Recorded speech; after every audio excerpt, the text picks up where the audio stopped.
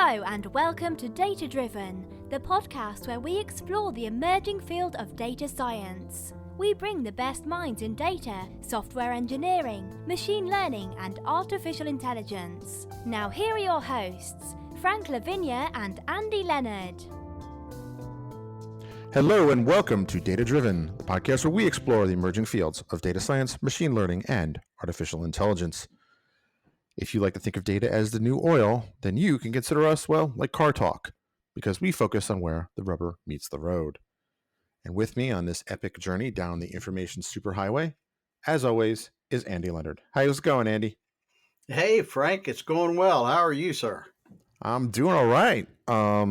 If you've not been paying attention to our feed last week or two, you've been kind of busy racking up them frequent flyer miles. Yeah. I was very fortunate, very blessed to have the opportunity to travel to Auckland, New Zealand for the Definity 2020 conference, and presented there a couple times. One was a day-long co-presentation with Sandy Winarco, another Microsoft employee, and Sandy has a bunch of responsibilities. He's a program manager. One of them is the Azure SSIS integration there in Azure Data Factory.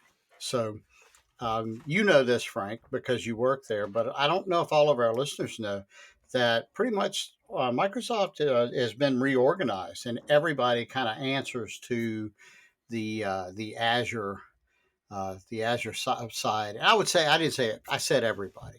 Better way to say that would be the development piece, at least. But yeah, I don't think you answer to the Azure management, but I don't know. Well, I'm in the organization that sells Azure, so if there's not a straight line, there's a dotted line. Gotcha. I would say. But yeah, it was a great trip. Well, it took us about 21 hours to get there and about 21 to get back. But it was much easier for some reason. I travel easier going west. It's very easy for me to adjust. We got back Saturday, and we're recording this on Tuesday, and I'm still struggling with jet lag and trying to get myself on a normal sleeping schedule. But we did have an opportunity to do 2 or 3 data points. I'm trying to remember. I think I ended up doing 3. I think it's 3. Yeah, 2 with people. And so if you go to Facebook, look up Data Driven, and you can see the videos there and hear all of the mistakes I made. Frank edited all of those out, I'm pretty sure. Actually, there were hardly any, actually. Oh, wow. It was okay, just the sound. It was actually very easy to edit, so it was just that's good to hear. Noise. That I was really worried about the one where it was just me after we came back from watching the Dolphins, because I was toasted in more ways than one. Yes, you got a sunburn, right? You recharged your red neck, right? Is that what they? That's right. Yeah, Frank asked me offline after he saw the video. He said, "Is your neck red?" And I was like, "Frank's been that way for decades." But more physically red than usual. Yeah, I got sunburned pretty good. There was a lot of interesting pieces of data that went along with that trip. One of them was, I didn't learn till obviously after I got sunburned, was that the ozone there is thin to non-existent, and I was wearing SPF 50. Really? But I did not do it the way the Kiwis, that's what New Zealanders refer to themselves as. The Kiwis were telling me later, "Oh, you did it wrong." And they didn't say it that way. That's the way we talk here. They're much, much more polite. But what they did share was, if you're, new to the area, you don't know how to do this, and apparently this is the way you're supposed to wear sunscreen. You put it on an hour before you go out. And then right before you go out, you reapply another coat. That earlier coat kind of soaks in. And I didn't do that part because I didn't know that's how you're supposed to do it. I know now. Interesting. I didn't know that. I just assumed the ozone layer was, except for the one part over Antarctica, was roughly the same everywhere. But I learned that that it isn't. I kind of learned Wow. that the hard way, and yeah, it's interesting. It's an interesting data point. No Oh, pun there it is. intended. You could tell we're We off need our that game. sound We haven't effect. recorded Was like a real show like this in way there too we go. long, but we're working on that. Oh, it's been You've too been long. super busy doing some amazing stuff.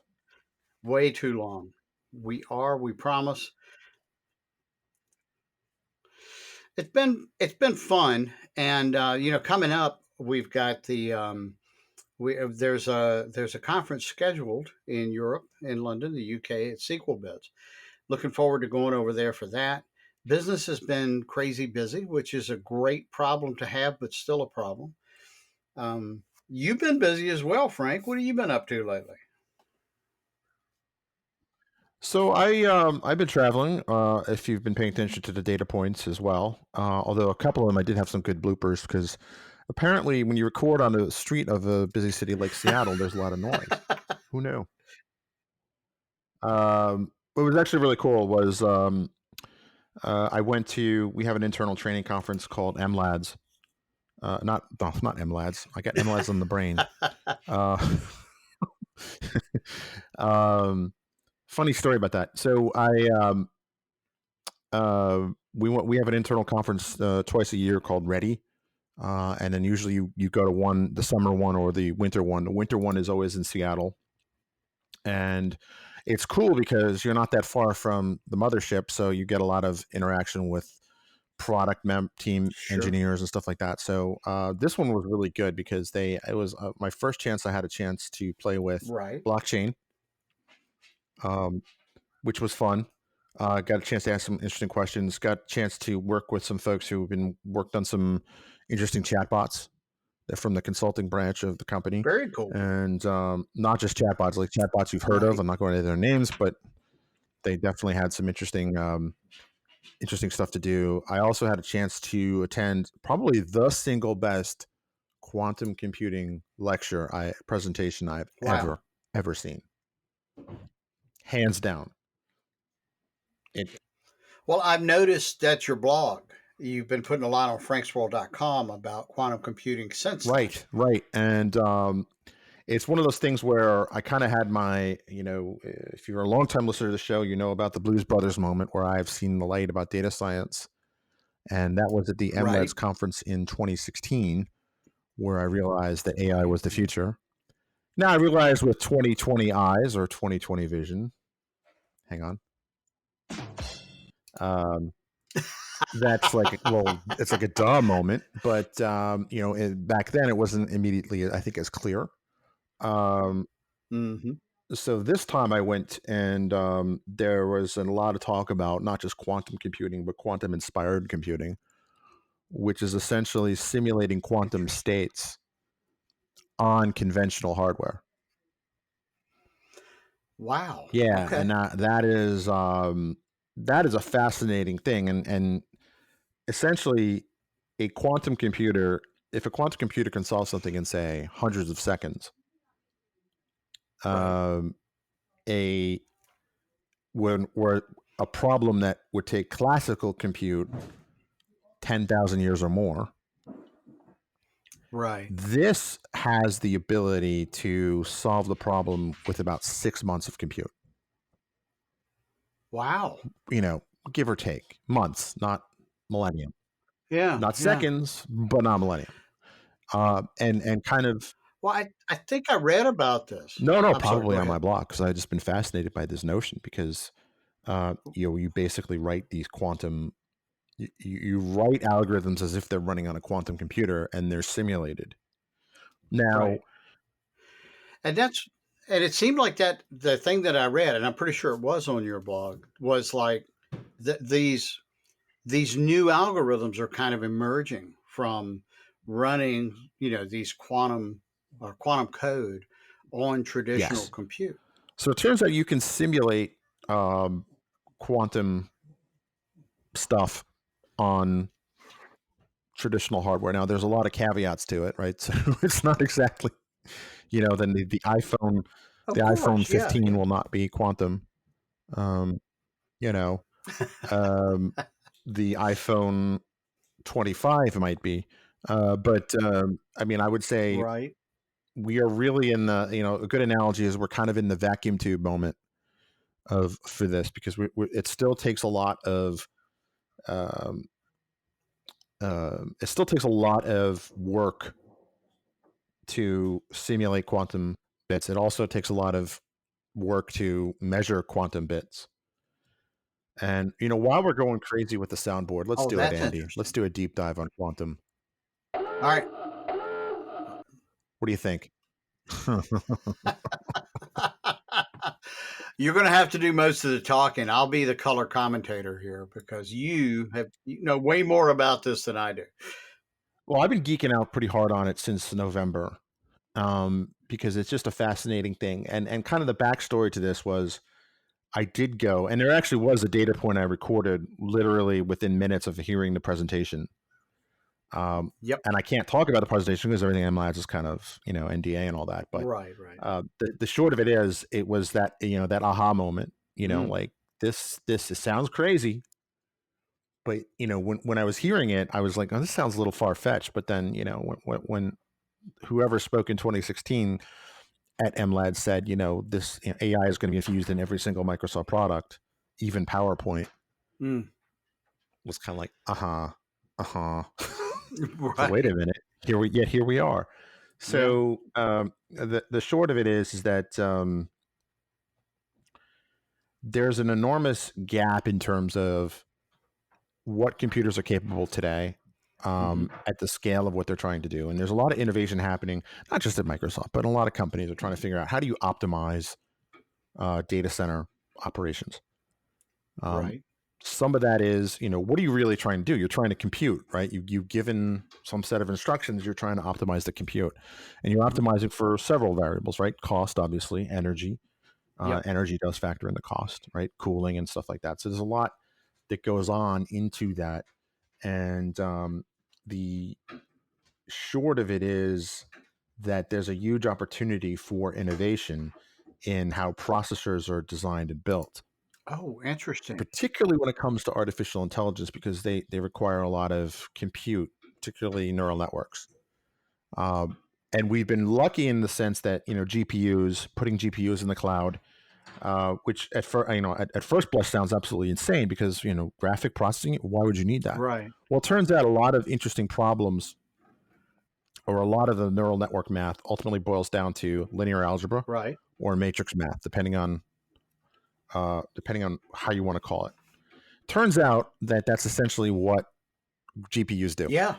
At the core level, they are massively parallel CPUs, basically.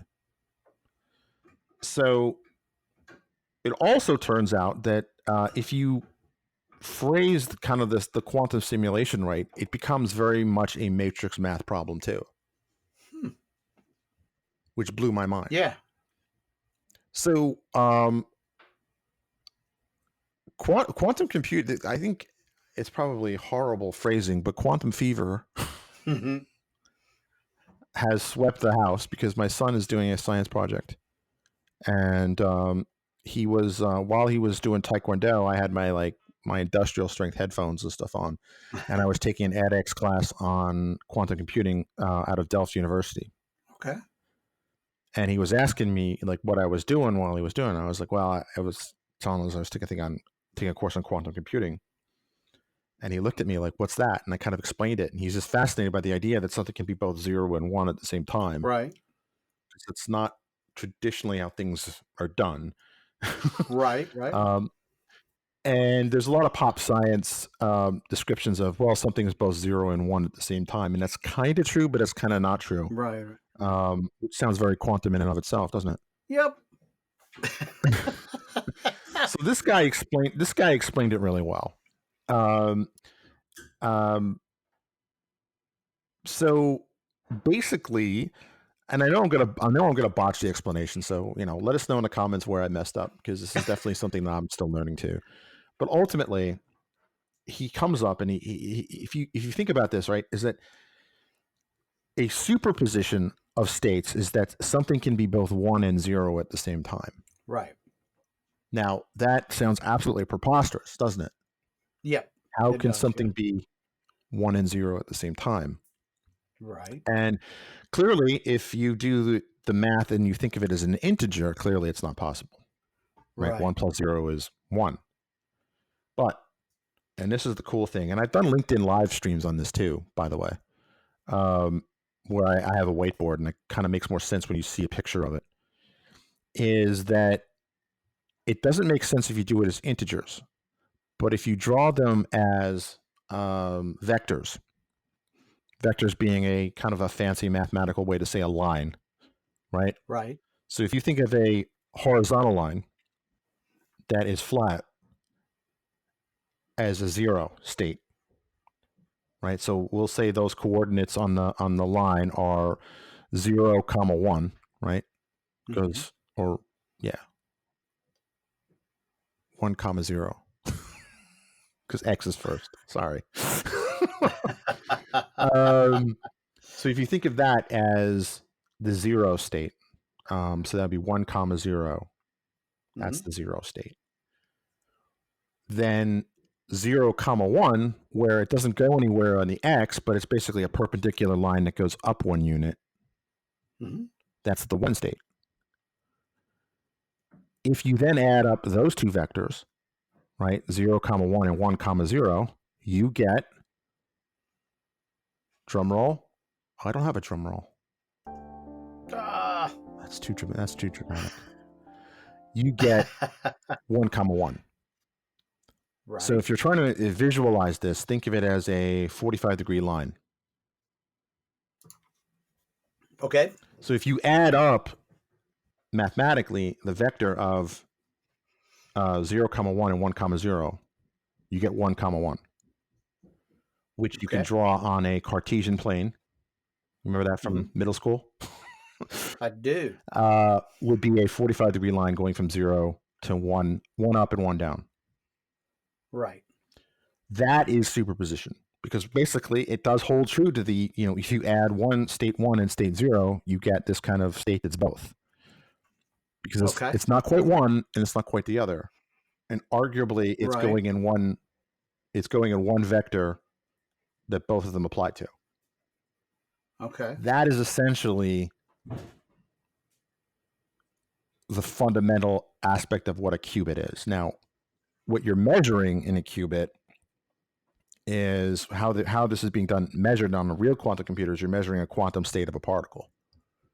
And that is way above my head. Some of the particulars about that. Right. But it turns out that until something is observed, and observed is a very bad word, or not really a sufficient word to handle this, that it exists in two states until it collapses. Now, the upshot of that is that you have the ability to model and simulate much more complicated problems that way. And I'm not talking about who's going to pay their phone bill late, right? Right. I'm talking about the stuff in, if you took comp sci, is, P, does P equal, is NP equal P or something like that? Like, kind of like, things get factorial, like the traveling salesman problem, right? How do you figure out the optimal path between all these routes? Right. That is the problem it's meant to solve.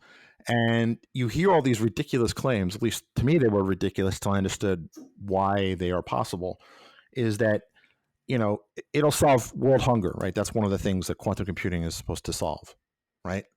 And I'm thinking, how is that going to happen? Like, I don't get it.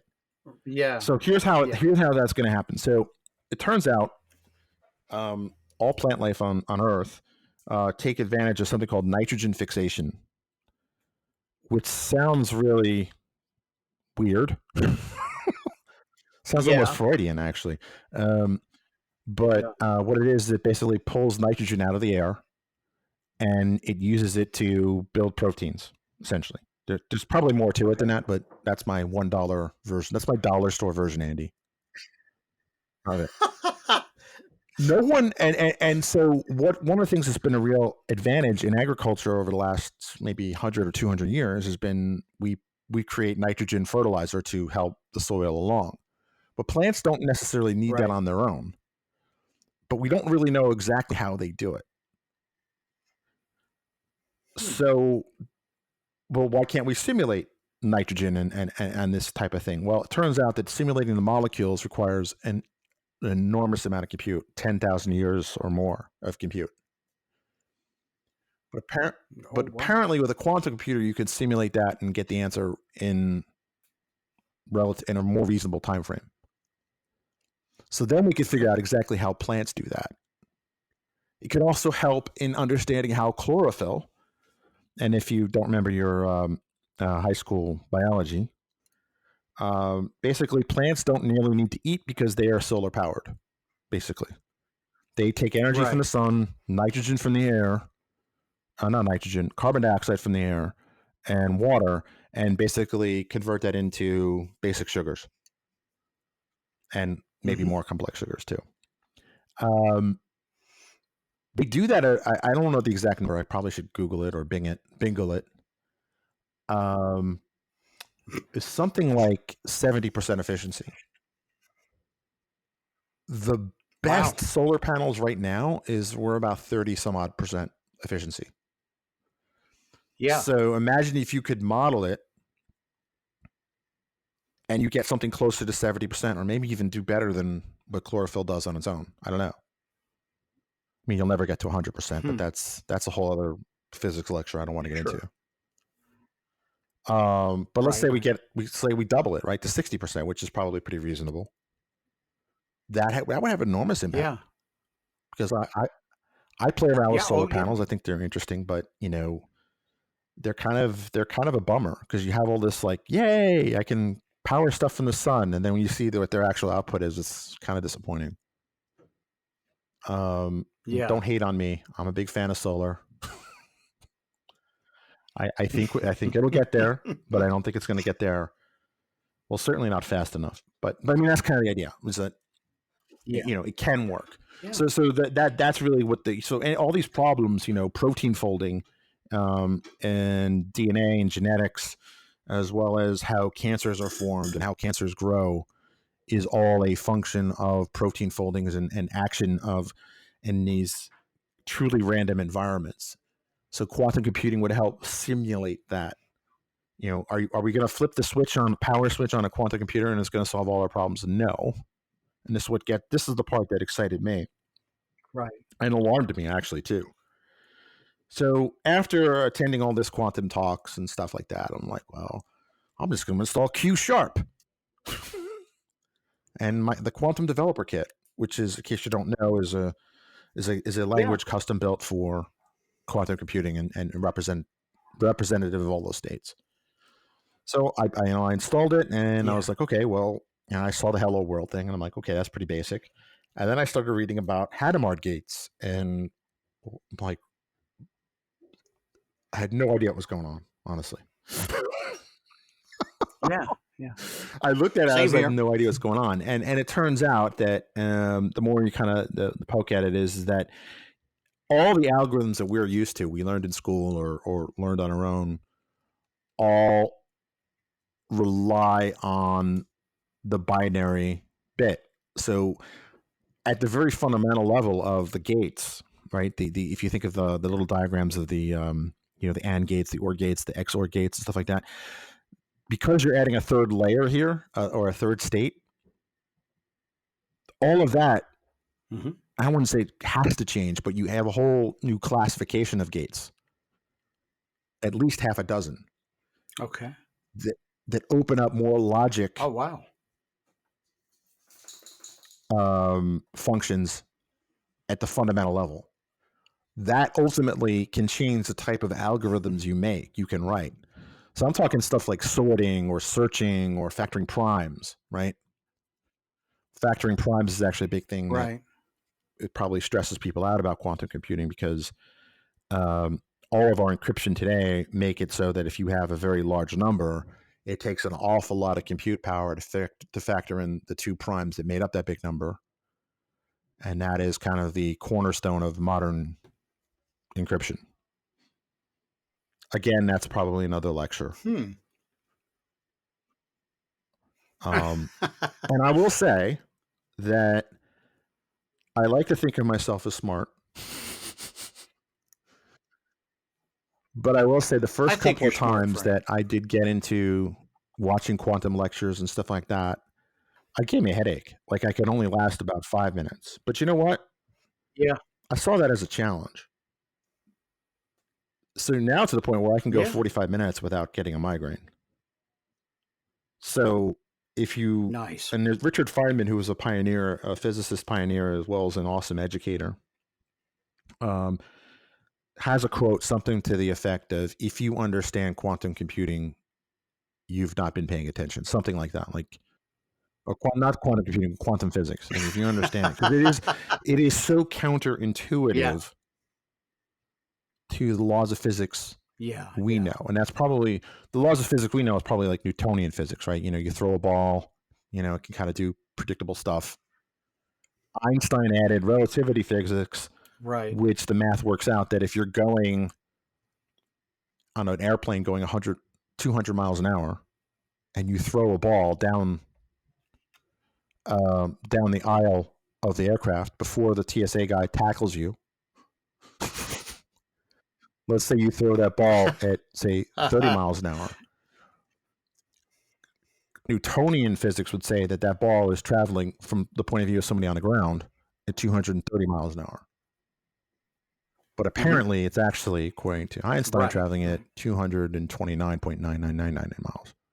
And that little difference gets bigger as you go closer to the speed Interesting. of light. Right. In the Right. quantum world, that ball,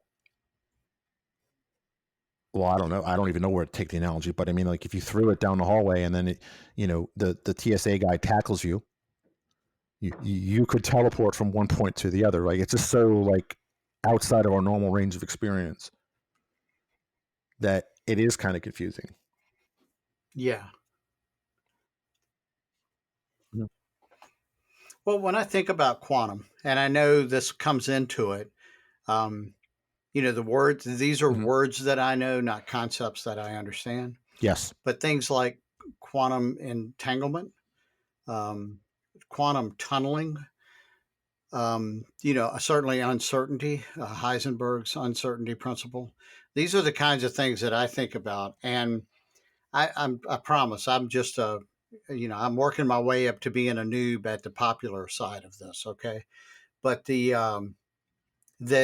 thoughts that kind of rumble around in my head about all that is these are the challenges between unifying Newtonian and quantum physics. This is the thing that has kept us from even a grand unified theory, is because these things just don't make sense. Right, right. The rules. So the idea of having a one unified rule book for the universe,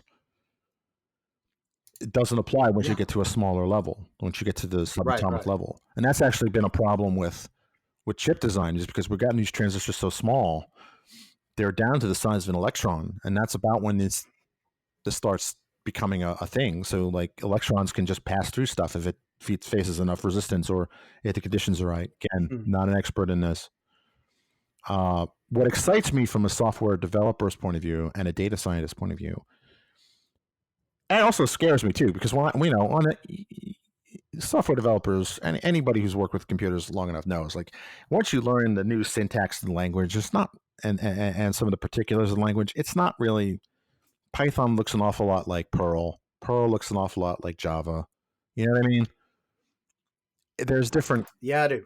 it's just like human language, right? There's nouns and verbs and pretty much every. Right. There are a lot of other Right. differences Right. too, but at the end of the day, it's fairly recognizable. When I kind of saw how some of these algorithms in Q Sharp worked, I was like, this is completely off the wall different. Why Hmm. is that? And then as I got pulled into that, I'm like, this is interesting. So the short of it is that this isn't just me going off on a tangent, although that probably is what's happening. Is that I think that because of the ability to simulate quantum computers on standard hardware. And when I say hmm standard hardware, I mean not just the x86 in your chip in your laptop or the ARM type processor in your phone. I mean something like maybe like a FPGA or field programmable gateway type thing, or a GPU. Mhm. something like Yep. that. Yep. Something that doesn't require liquid nitrogen to run, basically. Right. Right. That is where I think this is going to be very real a lot sooner than we think.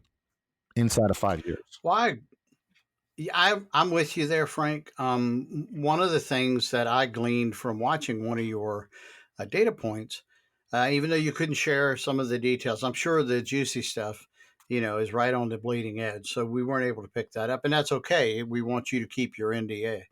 Um, the the thing you Yes. mentioned, the Nano, and it's got this footprint of, kind of like the Pi and the Arduinos and stuff. And I've been playing with Pis and Arduinos on and off. I'm a bit of a weenie when it comes to this sort of stuff. And the you inspired me to go pick one up. I picked one Yeah, up we need at to the do. end of last year. I started tinkering around with it some, and I agree with you. Yeah, go ahead.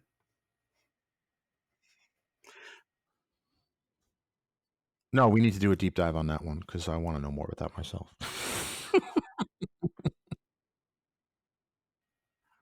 Yeah, it's right now we'd be interviewing Stevie because he's done more on it than I have. But they you did this. You went over. I want to say the show that I saw, the data point I saw was probably in the first half of November, and you were talking about that. You mentioned a Nano and started digging around on it, and I put it on my list of things to check out as we, right after Thanksgiving when everything went on sale. And sure enough, there was a bunch of it that was, half price. And so I picked up a couple of things. It's just not terribly expensive, but I mean, a Yeah, pie, you can buy a Nano's about decent pie closer to kit for 100, like right? 35, $40. It was more than that, but it is. Yeah. And I Yeah, think I got it on sale for, I don't, probably 20% off on that one. But a lot of the accessories like the screens and stuff like that, I picked nice. those up for half price, a screen and a case. And um, yeah, and I just at that time I was crazy busy at the end of the year, so I just handed it to Stevie Ray, 16 at the time, now 17, and I said, he's been playing with the pies. Another aside we'll have to talk about. We probably do need to get him on the show because he is submitting his first presentation to a SQL Saturday about how to get What? SQL Server Edge running on a Pi 3. He's got that figured out. Yeah, yeah. So long story, but yeah, we're flying back and forth to New Zealand last week. He's compiling yet another kernel of Arch so that he can get a little bit more beef and kind of trim some of the extra cycle stealing stuff off of Wow. his Pi version of Linux. So yeah, he's he's doing that now, and and he can solder, and he's a junior engineer. But that's what his presentation he's going to submit for. And if Frank, you know me, I know I'm taking us off topic here, but he came to me about a year ago, and he said, "Dad, I want to do some of the stuff you do. I want to do presentations." And he said, "Can you help me with it?" I said, "I can." Mostly with good advice. I said, what I'm not going to do is let you Cool. ride on my name to get into speak somewhere. You're going to have to do this yourself. But I'll work with you like I work with others. I've worked with a number of individuals and helped them become international presenters at this point. So done that for a long time, kind of quietly. But I did. I said, now the first thing you need is pick a good topic, and shiny helps. So something new ish and different. And if you can pick two shiny things and combine them, that's almost like an automatic win. You'll get picked just about every time. And he'd been playing with the Raspberry Pis for a while. We bought them since version 1. We've got a 4 with 4 gigs of RAM, which I really don't know what to do with 4 gigs of RAM on a Pi. How crazy is that? What do you do? It's like it's like 40 years ago I'd had a gigabyte of RAM. I wouldn't have known what to do with it. Same sort of problem. But anyway, Well, I mean, that was a high-end desktop not that long ago. yeah, no, really. I mean, maybe 10, 11 years ago, that was a high-end desktop. Absolutely. and now it's Yeah, it's here it gone is. 3 orders of magnitude. So and it just keeps jumping. But I told him that we talked about the Pi, we talked about SQL Server 2017 was available on Linux. That's the other shiny, and he started working on it. And he has literally beat through this now for months and months on end. He's put probably 8, 9 months into this, failing over and over again, one step forward, two steps back. But he's got it now. He's got SQL Server running. I think it's a version of SQL Server 2012 running on that Pi 3. And yeah, he plays around with it now. So Right. that's why I handed him the Nano and I said, here, play with this. See what you guys sent him to a site that you had referenced. There was a teacher who had, and I want to say this is at the NVIDIA site. I'm not positive of that, but Yeah, for those who don't know, the device we're talking about, I realize I don't think we said the full name. I So if you didn't. wanted to use your search engine of choice, it is the Jetson Nano by Mhm. NVIDIA, the video game card, the GPU company. Yep, that's right. And I totally forgot the Jetson part, but it's Yeah. they make a bunch of these in that Nano family. The Jetson is a small one, and therefore less expensive. But there was a teacher who used this to do the roll call by matching faces of the Oh students yeah, using a camera hooked into a Jetson Nano, and he matched the faces with their pictures in the school directory, and he that's stopped calling crazy. roll. And I was like, that we could do, right? We've got little cameras laying around. There's one that plugs right into the board. We picked one up. You can do the screen that'll show the matching occurring graphically. Um, and if somebody walks in the house and, it can speak to them or it'll ask them their name. Right. If it knows who they are, it'll say, hello, Andy, or hello, Christy. But if it doesn't know, it can say, who are you? And the idea was, store the picture. We're not there, but it was a thought. We could adapt the program that he's using for, for calling the roll there. So that's why I gave it to Stevie. Mm. The first thing he did was I think the first thing he fried was the wireless card, the Wi-Fi. So we got another one of those. And I think the next thing was a camera. I don't know if we picked up a camera yet. So we're kind of waiting until I deem it, that I have enough money to go buy another one of those at full price. So, but that's what he's doing. Yeah, go ahead. So I have two dumb questions about this. Does the Nano have onboard Wi-Fi, and does it have an onboard camera, or does it just have just a good old-fashioned USB ports? Great question, and it's kind of like the Arduinos and the Raspberry Pis in that it has these connectors, and then they sell accessories. There's standard I/O, and you can just hook them, different things into them, and get them going. So it did not have Wi-Fi, and it did not have a camera. We had to buy those separate. Did not have a screen. We picked one of those up separately as well, and yeah, all of that stuff, Frank. Over time, what it's Oh, and before we go get ahead. before we get the hate mail, some versions of the Pi do now have integrated Wi-Fi. Just You're putting that right. out I there. think my 4 does. In fact, 4 definitely, and 3 is is it 3B. 3B?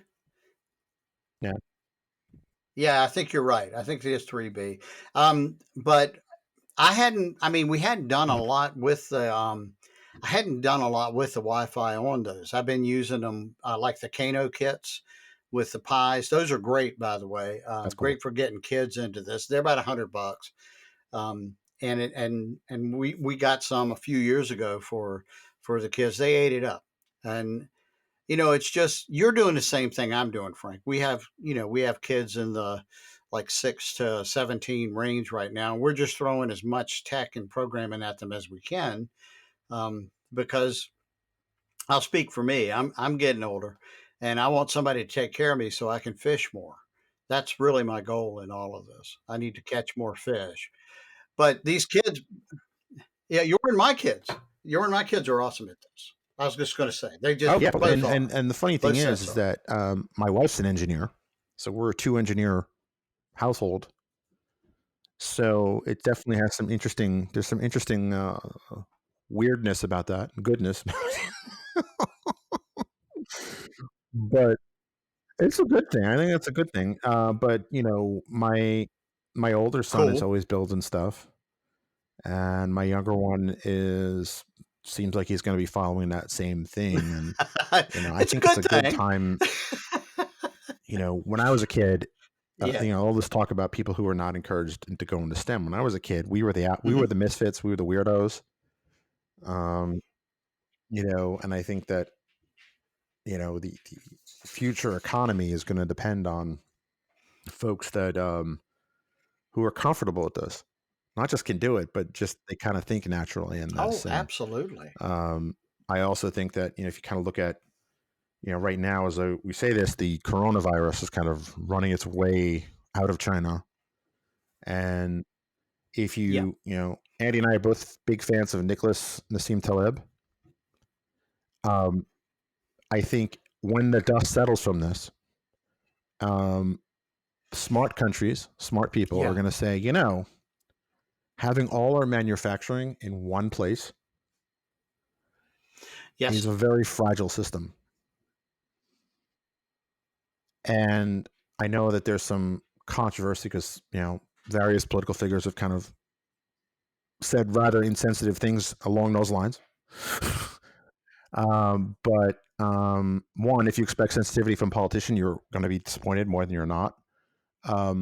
Two,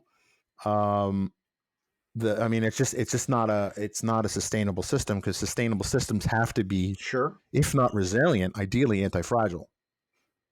And I do express a long True. term goal of having Taleb on the show. But if you're listening, Mr. Taleb, Yeah. or is he a doctor? No, I don't think he has a PhD, because doctor, whatever title you want to use, sir, we will call you. If you're listening, we want you on our show. If you're listening, man, we'd love to have you on the show. We don't need your phone number. We just do it through Zencaster. It's completely anonymous. Just saying. But he has some very interesting thoughts about, That's right. kind of, fragility in systems, and that kind of evolution eventually kind of whittles away in at least living systems. A good example is, if you've ever seen, I don't think he uses this in the book, but I've heard it elsewhere, was if you see kung fu masters or karate masters, or insert name of martial art master in there, when they break through those boards, when they smash their head through concrete, if an untrained civilian were to do that, they'd end up in the hospital. Mm-hmm. Part of what makes them stronger is that they have microfractures that ultimately heal stronger. So they build that up over time. So the exposure to the stress actually makes the bones or whatever stronger, to where they can do things that look superhuman. And that's anti-fragile right there. You not only, resilient implies that you can take on stress and go back to where you were. Anti-fragile is kind of like, well, you take on stress, duress, and injury, and you actually come out stronger. Right. And it's a very, he does a great job in his book called Anti-Fragile. Yeah. Making that case, and then he continues on in subsequent writings about, he builds on that case. Right. It's one of the things I love about it. It's very engineering type thinking. Yes. And applied. It's not just math for the sake of math or stats for the sake of stats. It's actually very, first off, it's very well reasoned, and he spends more time, I think, identifying misapplications than he does applications. He kind of builds his case for proper application out of these negative cases, that ways not to do it. Yeah, I think hundreds of years from now. That term, sorry, go ahead. Yeah, go ahead. No, you go. Hundreds of years from now, I think years. we'll look at him as kind of you think of the great philosophers, his name will be in there. Descartes, Kant, Nietzsche, like, the way we refer to them now, I think Taleb will be one of those names. I totally he may agree. be mad about that, but that's another story. So if that makes you mad, just forget we Or said you could that. come on the show and Uh, explain why that makes you mad. How about that? that boom, even better. Always thinking, Frank. I try. Always I thinking. try. But yeah, the whole idea of of just having two sites. That's something Musk has glommed onto as well, with the idea of, what if something tragic happens on Earth? We need a self-sustaining colony on some other planet. Mars makes the most sense. Um, and so does the moon. Actually, we need another celestial body that can sustain humanity just in case something really bad Well, the other happens thing here. too was also an interesting thought, because I was thinking about this the other day. Was if you look at the Allies' policy post World War II was to build up Germany and Japan. So you kind of, if you think Hmm. about it as that was the ideal anti-fragile system, right? Because you have industrial bases North America, Absolutely. Europe, and Asia. Um, Yeah. for one reason or the other, the industrial base has kind of shifted not just to one continent, but one country. Hmm. And kind of, I Yep. think, I mean, obviously what's going on is horrible, and it's probably going to get a little worse before it gets. The most optimistic thing I think at this point to say is it's going to get a little bit worse before it gets better. Um, there's plenty of Yeah. people that'll tell you the even worse story, but I mean, I would say that hopefully at the end of this, people will start thinking, maybe we need less centralized manufacturing.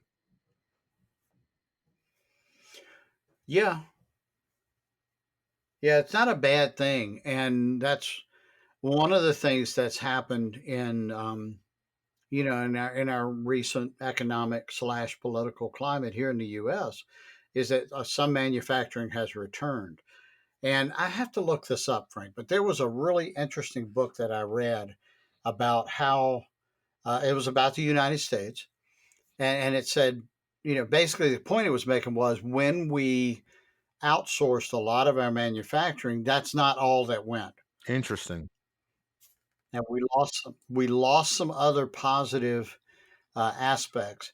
And, and this is this is a stretch of an analogy, but we recently had it's an election year here. It's February. The primaries and caucuses are going on. It's 2020. And we recently had someone make what I consider to be I'll call it short sighted and oversimplified description of farming. And I say this as a resident of a town named Farmville. And of course, it's backlashed on him from every possible angle. But he made it sound like, well, this is just easy; anyone can do it, and that's just not accurate. Not for modern agriculture.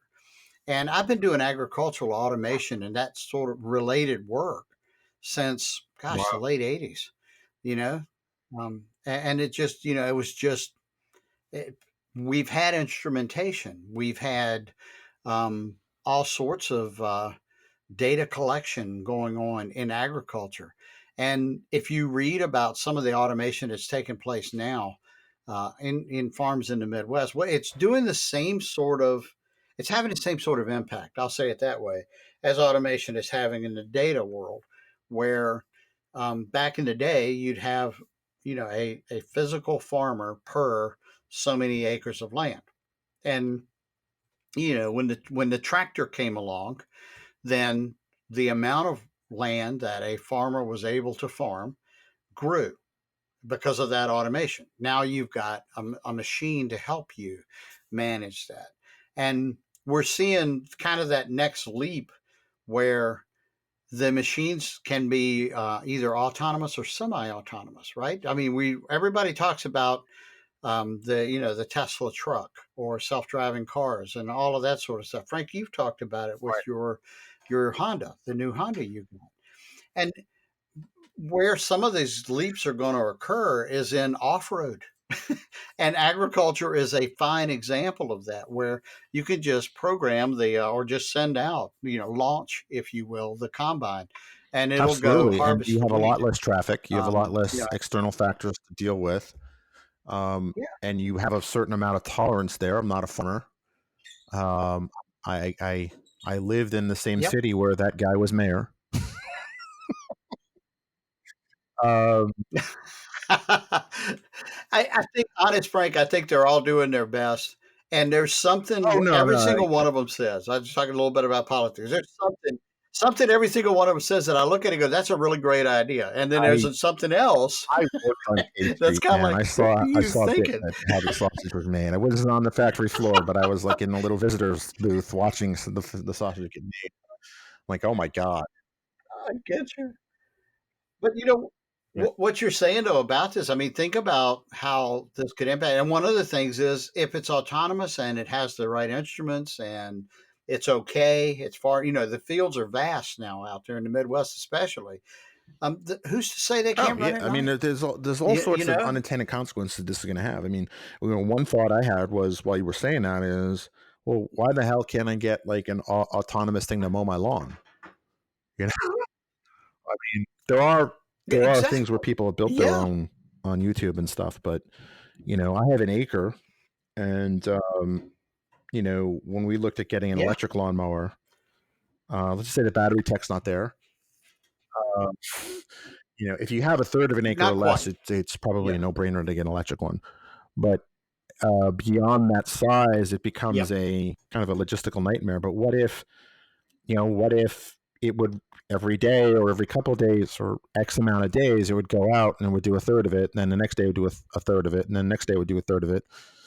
I mean, or go back to its mothership base and Yeah. then kind of plug in and then get another battery and then go out and in such a way that because the problem wasn't so much the range of it, the problem was the mechanics around the range of it. Like, I don't know about you, but it takes a lot to motivate me to mow my lawn. Again, having grown up in New York City, not Yes. probably Yes. something that um, is top of mind.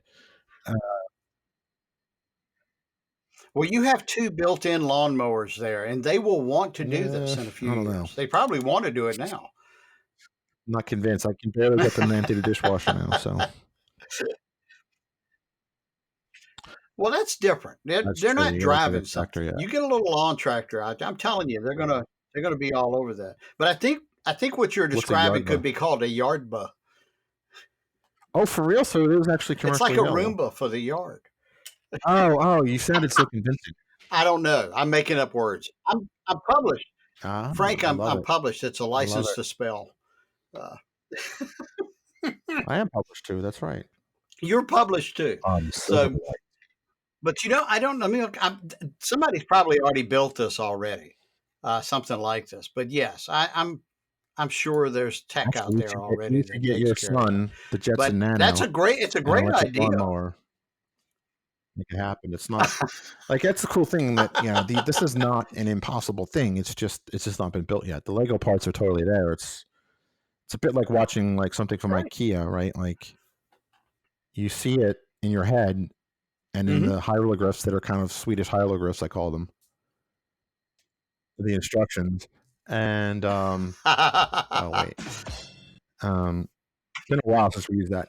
And I mean, it just you have to go and do it, you know. Yeah, So we mentioned a lot of good books and absolutely. stuff. Audible is a sponsor. If you go to thedatadrivenbook.com, you'll be routed to there. And when you sign up for a subscription, we get a little pat on the back, enough to buy a latte, and it helps helps support the show. We also have a number of new T-shirt designs too, Andy. Yep. So that Do we? also helps support the show. I have one that, if you're familiar with the thing with the big red thing that says Supreme, I have a version I put together called it says Bayesian. Mm. Um, and I was on a LinkedIn Oh, I like it. conversation with some folks who were there's a huge contingent of data scientists and AI people up in Boston. And in Boston, Dunkin' Donuts is called Dunkies. Cool. So somewhere in this conversation thread on LinkedIn, it was something to the effect of, "Too bad there's no Python library to get donuts delivered to you," or something like that. Something like that. And I was like, "Pip install Dunkies," and everybody's like, "Yeah, yeah, yeah." And I'm like thinking like, that'd be a cool T-shirt. So we have a T-shirt now. If you search on Amazon, it's in the UK store. It's in the Amazon Deutschland store and for Germany, and it's now in the US store too. So just search for Pip install donkeys. Cool. And there's another one, Quantum Barbershop is another one I made, Nice. which is pretty funny. Just another creative outlet. You get to geek out with these. I know the guy with the SSIS T-shirt That's nice. will appear at various Secret Saturdays.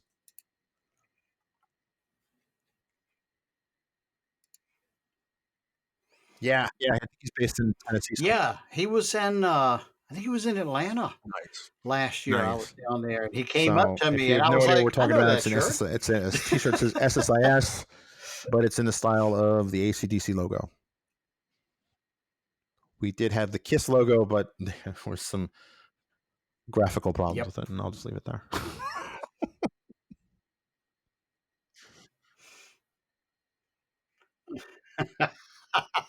No, that actually wasn't it. That It's actually not wasn't it. fair for others to own a font. I'm just going to No, say because that. if you, I'm surprised Oh, it Gene wasn't Simmons the got away font. with it. Oh no. But Okay. if the font looks an awful lot like something from World War II, when you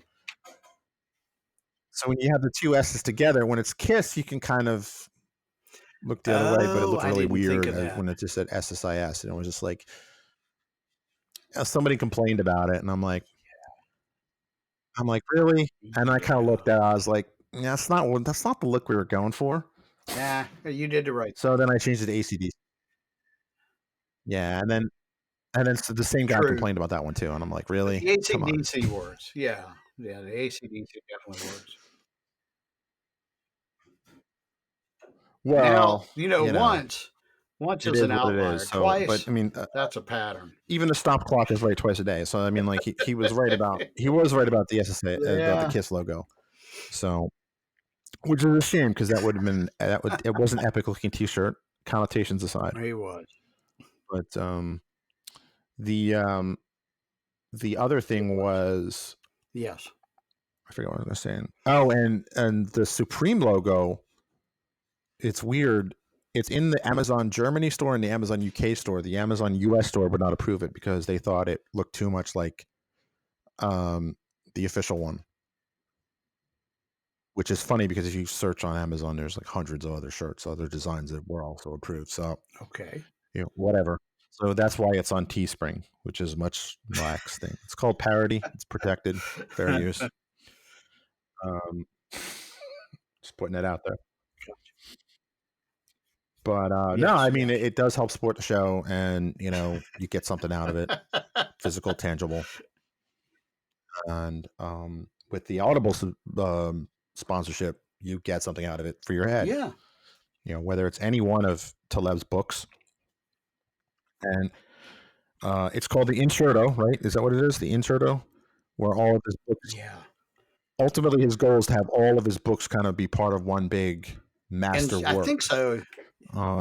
And having read 2 or 3 of them, I can kind of see the pattern emerging. So I'm looking forward to his next one.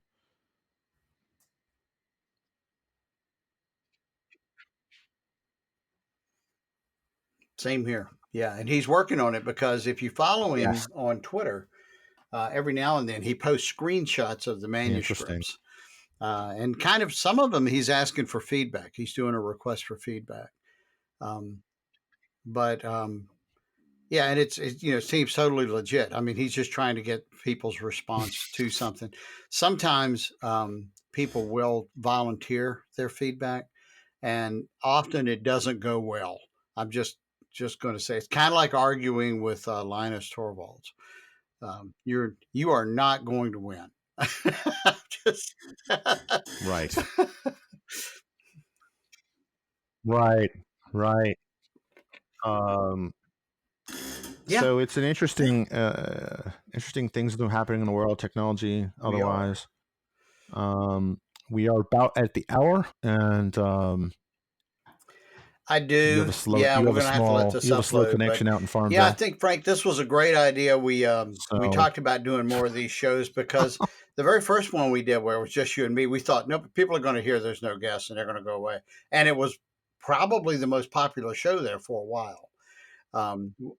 we get crazy feedback. I'm like, who would want to hear us sit It around was, here and yeah, talk about yeah. stuff? But I don't know. It's either that or Apparently, we're smart. I don't know. I don't know what else it could be. But I don't know. I'm very thankful that people do listen to the show when we have guests and when we don't. And I love these chats where we where we hang out like this. We actually wanted to do a show, just you and me, about 3 weeks ago, and just our schedules were just nuts.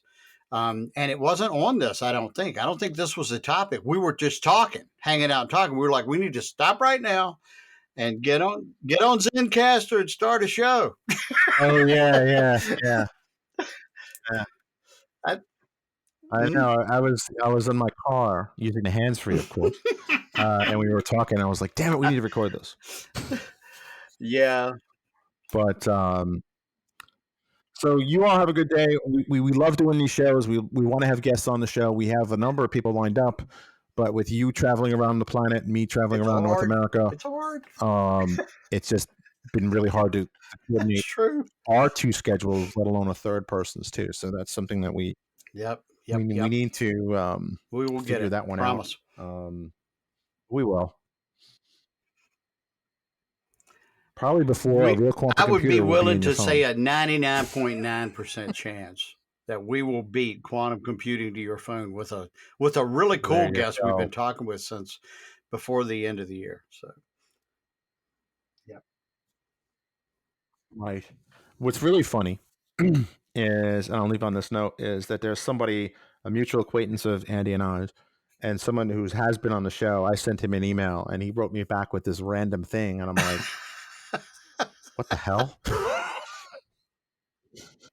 So I did the random thing that was asked in the email, trying not to give too much away, and then I wrote in response underneath it, like with a probability table of, you sent this, one option was you sent it by mistake. That was like, it's like 10% probability. And then the other one was like, this was a Mr. Miyagi style Karate Kid challenge. To see if I would do it, wax on, wax off. But in the process of waxing on and waxing off, you learn how to block kicks and stuff like that. That's right. That was pretty funny. That's awesome. And I think I sent you that table that I made up. I was like, I believe you did. Awesome. And he didn't say anything about it, so I'm assuming he got a chuckle out of it. Hopefully. And if you're hearing that noise, that means that there's once again home improvement work going on in my house. So yeah, I think that's a good cue to end the show. What do you think, Andy? I like it. Awesome. All right, thedatadrivenbook.com, and just search for Pip Install Donkeys on Amazon, or follow the link on our website that says, I think, T-shirts and gear or something like that. All right, and with that, you have a great day. Thanks for listening to Data Driven. Don't just listen, become a data driver by going to datadriven.tv to sign up to join the community, access to special events, tips and tricks, and more. Sign up today at datadriven.tv.